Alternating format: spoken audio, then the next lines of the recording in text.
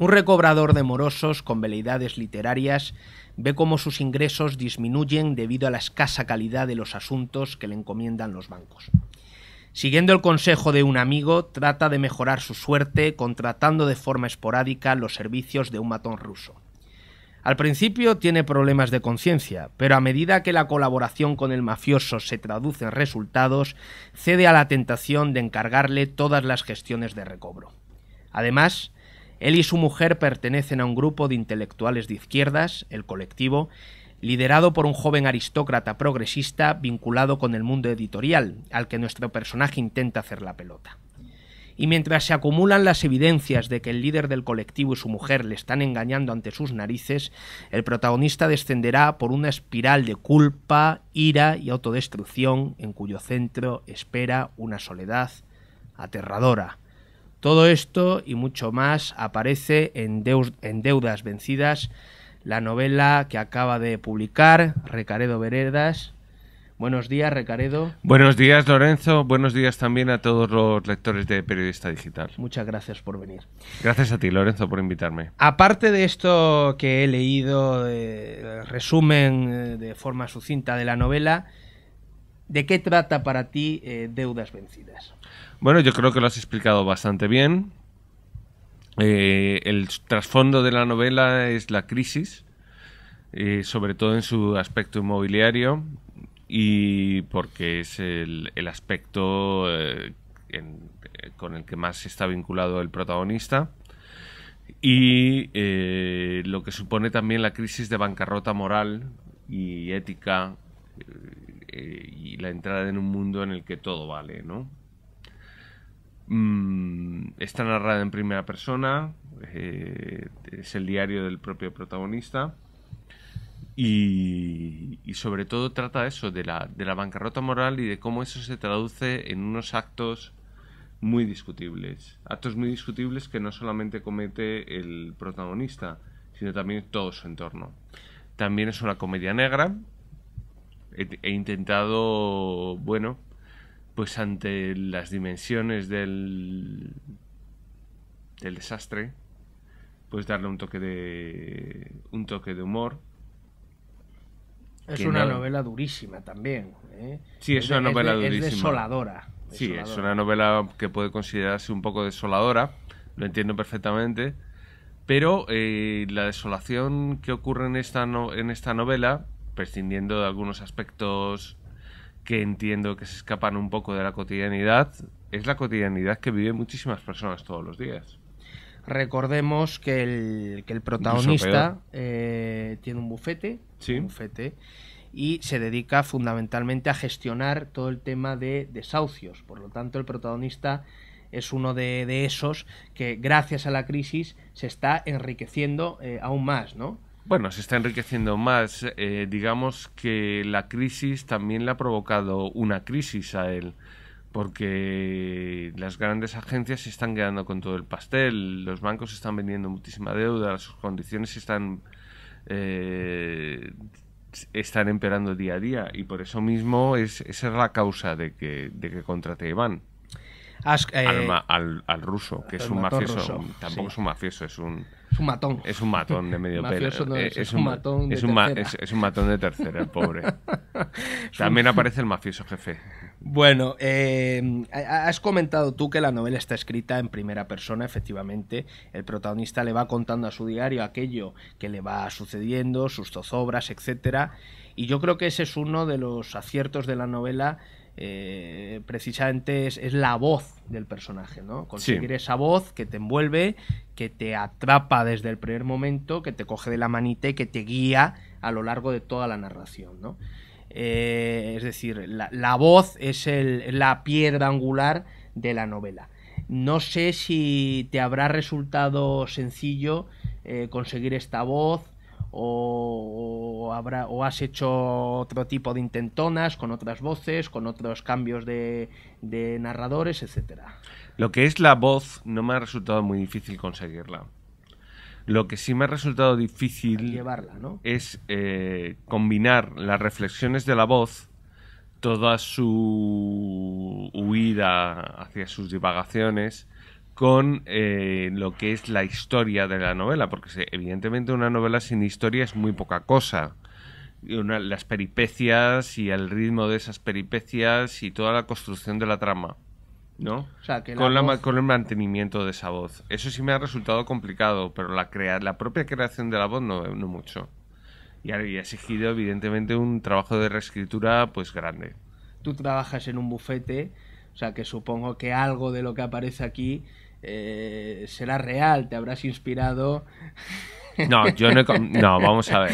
En aquello que ves, ¿no? Sí, como decía Flaubert, Mambo dice moi, pero no, el narrador no ¿cómo se dice? Ce n'est pas moi. No soy yo. ¿Cuánto le pagas al matón? Yo no tengo ningún matón, Loren. No me fastidies, por favor. Yo no tengo ningún matón, ni he contratado un matón en mi vida. Ni siquiera conozco a ningún matón. La novela no está basada en hechos reales, sino en la pura imaginación. Y en cosas que he visto, evidentemente, a lo largo de mi ya larga vida. Sirva esta... alrededor, bueno, de lo que es el mundo de la amorosidad. Sirva esta broma sin más para recalcar, para decir que tú trabajas en ese mundillo y que por lo tanto lo conoces muy bien, Sí, ¿no? trabajo cerca de ese mundillo y lo conozco relativamente bien, pero evidentemente le he echado muchísima imaginación. Y las reflexiones del personaje, del narrador, son las mías, porque el narrador es un canalla. Bueno, es un canalla, es un personaje complejo al que le han puesto en un rincón. Y él intenta salir de ese rincón como puede. Es un canalla, pero está lleno de arrepentimiento en muchas ocasiones. Sí. Tiene mala conciencia, o sea, tiene escrúpulos, ¿no? Es un canalla rodeado, es un canalla rodeado de canallas. Lo que no es un psicópata.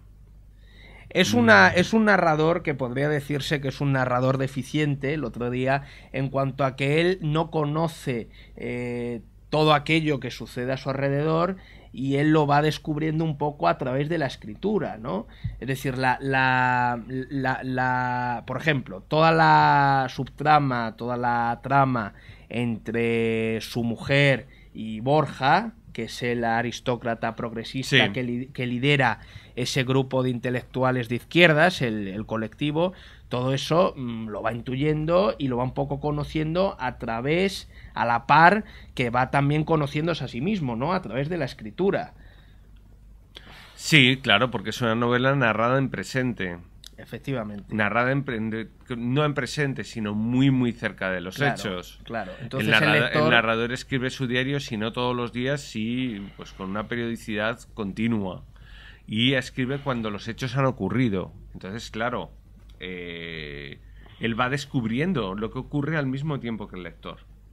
Va descubriendo lo que ocurre y va al mismo tiempo que el lector. No quiero hacer más spoilers, pero él, claro, pues va intuyendo la relación que su mujer tiene con Borja. Un personaje al que odia y envidia al mismo tiempo. Y lo mismo con todo lo demás de la trama. Con toda su posterior reacción y con todas las consecuencias de la contratación de Iván. Luego la novela enlaza también con el dinero, o sea, con la temática, con el tema de la gran literatura del 19, ¿no? Con Balzac, con Zola, con las novelas del Torquemada de Galdós, ¿no? Es una novela sobre el dinero, porque este hombre contrata al matón para que le paguen los morosos lo que le deben y para ganar más. Sí, es decir, quizá podría conformarse con menos y no llegar a eso. Puede considerarse una novela sobre el capital, pero no solamente es sobre el capital físico, también es una novela sobre el capital simbólico. No, porque por un lado él aspira a mejorar su situación en cuanto al capital físico, quiero decir, a tener mucho más dinero, porque sus ingresos están disminuyendo drásticamente pese a la crisis, y es una novela también sobre el capital simbólico, porque él aspira a poseer el mismo capital simbólico que tiene Borja. Quiero decir, capital simbólico concretado en posición social, en consideración literaria y en cuestiones que no se pueden medir estrictamente en dinero. sino en eso, en Capital Simbólico. El día de la presentación de tu novela, te presentaron la novela Elvira Navarro, que vamos a entrevistar hoy, y Lara Moreno. Elvira dijo algo que yo no había pensado cuando leí la novela, pero que al decirlo me pareció una reflexión interesante, que es también la novela de un hombre que lo que quiere ser es el macho alfa de la manada, ¿no? O sea, pretende, pues eso, sustituir a Borja, que es el que lidera el colectivo, que ahora vamos a hablar de eso porque es una idea también que me resulta muy interesante, la del colectivo. Esto del macho alfa y tal, que lo comentó Elvira Navarro el día de tu presentación, ¿tú cómo lo ves? ¿Habías sido consciente de ello? No era consciente de ello, pero es una interpretación que me parece válida. Sí, yo tampoco... Al querer sustituir a Borja en su liderazgo, quiere sustituirle en todos sus aspectos, y uno de esos aspectos es el de líder de la manada. La izquierda aquí, a través del colectivo, aparece bastante mal parada. O sea, es una tampoco izquierda... es exactamente la izquierda la que aparece mal parada. No, bueno, la izquierda que tú representas en el colectivo es la izquierda de la Hoz y el Martini. O sea, es una izquierda que precisamente no obra con aquello que dice, ¿no? No, es Hay una izquierda, crítica... sí, es una izquierda bastante diletante y que, bueno, organiza el colectivo más que nada para pasárselo bien, ¿no? Para pasárselo bien y para mostrar, para exhibirse ante un público que es bastante precario. Y luego, por otro lado, yo creo que incluso el propio narrador es más de izquierdas que los del colectivo, porque el propio narrador es consciente de la ridiculez en la que caen con sus divagaciones los miembros del colectivo, ¿no? Y es consciente de cómo es el mundo que les rodea, ¿no? De la precariedad absoluta que hay, de la precariedad rampante que hay en esta sociedad, ¿no? De cómo los parados, los desahuciados, la pobreza, que están cazando unos índices absolutamente africanos. De todo eso es más consciente el propio narrador, que parece menos de izquierdas que los del colectivo, que el propio colectivo. ¿Y el colectivo está inspirado en algo que tú conoces? Sí, está inspirado en una asociación que conocí tangencialmente hace algún tiempo. ¿Y se llamaba el colectivo? No, ¿no? No se llamaba el colectivo y no voy a decir cómo se llamaba. Muy bien, me parece muy bien. Tú tienes publicados varios libros, un poemario, un libro de cuentos, 2 libros de cuentos, un libro sobre cómo escribir un relato y publicarlo, eres crítico literario, diriges Microrevista, que es una revista digital cultural, con la que colabora puntualmente con Periodista Digital, como saben nuestros espectadores. Pero esta es tu primera novela. No sé si te habrás encontrado, ya has dicho antes que la voz narrativa del personaje te salió con facilidad, pero que te costó más darle forma a eso, y las peripecias narrativas, tal. No sé si habrás visto mucha diferencia al escribir una novela respecto a los otros géneros que has cultivado, o esto otro que decís algunos, que todos los géneros os enfrentéis a ellos de igual manera, etcétera.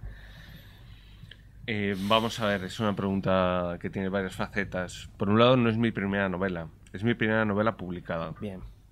O sea que es mi primera novela, vamos. Pero para lo que es el mundo mundial.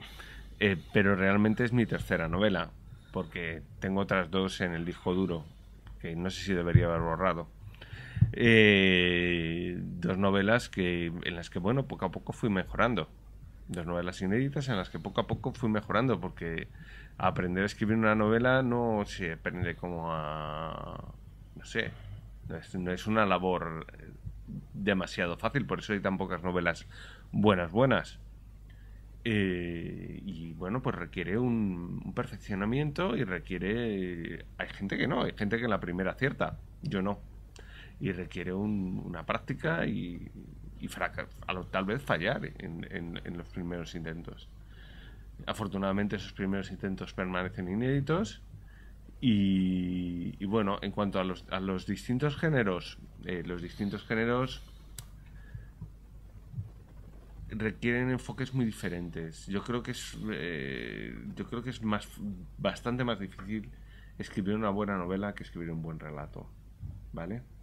Evidentemente, con esto no quiero decir que escribir un buen relato sea fácil, pero el trabajo de progresión, por ejemplo, tanto en la trama como en los personajes, el trabajo de la evolución de la psicología del protagonista, el trabajo de mantener el estilo en una novela, el trabajo de conseguir el interés del lector que no decaiga. El trabajo en general de construir una novela es mucho mayor que el trabajo de construir un relato. Que bueno, un relato también evidentemente tiene sus peligros. Es curioso como hay escritores, cuentistas excelentes, escritores de relatos extraordinarios, que se empeñan en hacer novelas, que las escriben, que incluso llegan a publicarlas y están muy por debajo del nivel de sus cuentos, ¿no? Claro, eso puede ocurrir porque, bueno, cada uno y hay muchos casos, ¿eh? O sea, cada uno está capacitado para una faceta, ¿no? Y bueno, eso no quiere decir que la prosa, que las cualidades de que un autor sea superior o inferior, ¿no? Borges era un escritor maravilloso y no escribió novelas. Claro, el mejor del 20 posiblemente. Y no escribió novelas. No escribió novelas, no, claro. Y bueno, eso depende de cómo está ordenada la cabeza del escritor, yo creo. Y claro, también es que el escribir una buena novela requiere... es un trabajo mucho más complejo. Requiere un mapa, requiere un esfuerzo, requiere una reescritura muy intensa, requiere una mirada global sobre toda la obra. Sobre toda la historia, ¿no? Sobre toda la historia. Si tú un relato lo modificas, puedes encajar las piezas con mucha más facilidad que si reescribes una novela. ¿No? Que a lo mejor cambias una de las piezas y tienes que cambiar el engranaje entero. Claro. Lo que resulta pues muchísimo más complicado. Has dicho una cosa que me ha parecido interesante. Has dicho, escribir una novela es muy difícil, y por eso hay tan pocas novelas buenas de verdad, ¿no? Novelas... Sí. Y es verdad que cuando escribir una novela uno está acostumbrado a leer novelas con frecuencia, novelas que más o menos están bien, son novelas buenas, pero cuando llega Frasen y escribe Libertad... Sí. O llega, son como pequeños hitos, ¿no? Sí, realmente, por supuesto. Nos llaman la atención y todos hablamos de esas novelas y se les da. ¿Y estás escribiendo ahora otra novela? ¿Cuáles son tus próximos proyectos? Sí, estoy bocetando una novela, bocetando las primeras escenas, bocetando los personajes, y es sobre acoso escolar y venganza.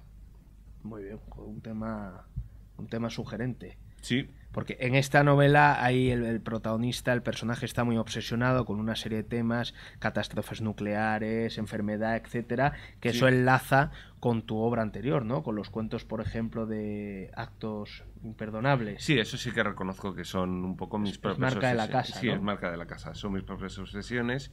Creo que en esta próxima novela el narrador va a ser totalmente diferente, va a ser un narrador en tercera y va a ser un narrador bastante más distante y bastante más centrado en lo que ocurre, en los hechos, y menos en la construcción de su propia voz y de su propia identidad. Muchísimas gracias. Y eso no implica que esta novela no esté centrada en los hechos y no sea entretenidísima. Y nada, muchas gracias a ti, Lorenzo, muchas gracias a Periodista Digital. Actos Imperdonables, de Recaredo Veredas, publicada en la editorial Salto de Página. He pasado un rato muy agradable, gracias por venir y hasta pronto. Yo también, Lorenzo, gracias.